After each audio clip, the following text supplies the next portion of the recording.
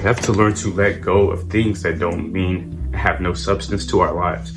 If it is dictating our emotions and our feelings, if our reactions are made through our feelings and emotions, that is not a good. You may have to get rid of an ex. You may have to get rid of a girl you like, the girls you like, the guys you like, a guy you like. You have to get rid of a job. You have to sometimes distance yourself. You have to take time for yourself.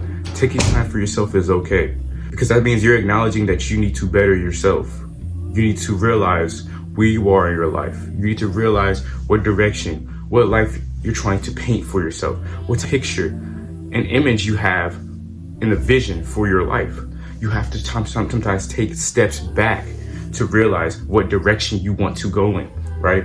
You take a couple steps back and you realize you have 3 different pathways, right?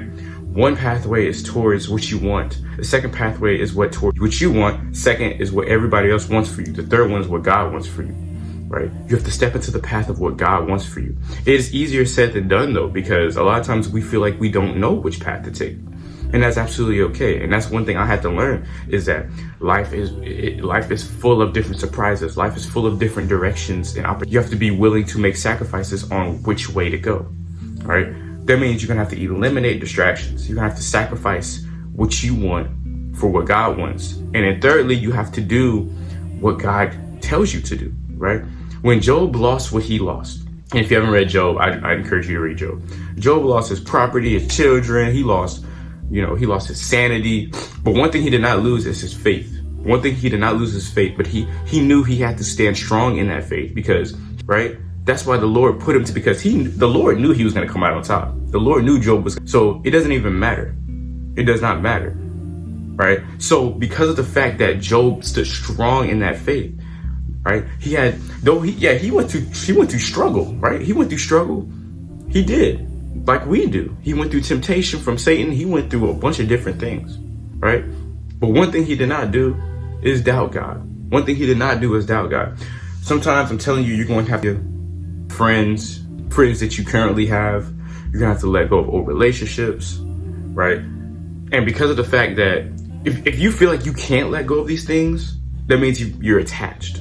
If you feel like you can't get rid of a certain sin, or you are struggling in a certain sin, it's because you are attached.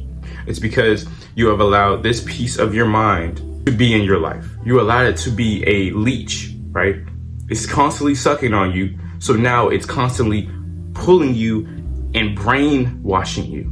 And now you want to do this all the time. And that's a struggle for us. Something again, and because it feels something that's amazing in the moment. One thing I realized is that monetary blessings only last momentarily. I think y'all heard me. Monetary blessings only last momentarily. That's why I'm saying sin is not worth it. I know that firsthand. Sin is not worth it, bro. Sin makes you feel guilty. It makes you feel like you're dead to Christ. It makes you feel like you just feel distant. And a lot of times that may be your issue with your distance from God, is because you don't do what he says. And I struggle with that too. I didn't learn anything else from this video. You're gonna have to drop things. You're gonna have to drop your ego, drop your pride, drop people around you, make your circle smaller to just you and God. You gotta make decisions that's going to better you. You gotta make decisions that are going to bring you closer to God, that are going to bring you towards peace. That may be ignoring people, right? Nobody wants to be ignored, but you have to do what's best for you. And any real person in your life will understand that. And if they don't understand that, that means you need to cut them off. But the biggest thing is to keep God first in your life. Keeping God first in your life will solve a lot of issues. It will give you peace, prosperity. And one thing I continuously realize is, time, like, life is short. They say go out and live your life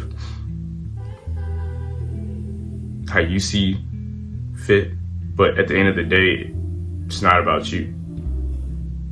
It's about what God wants for you. Hope you learned something. As always, God bless.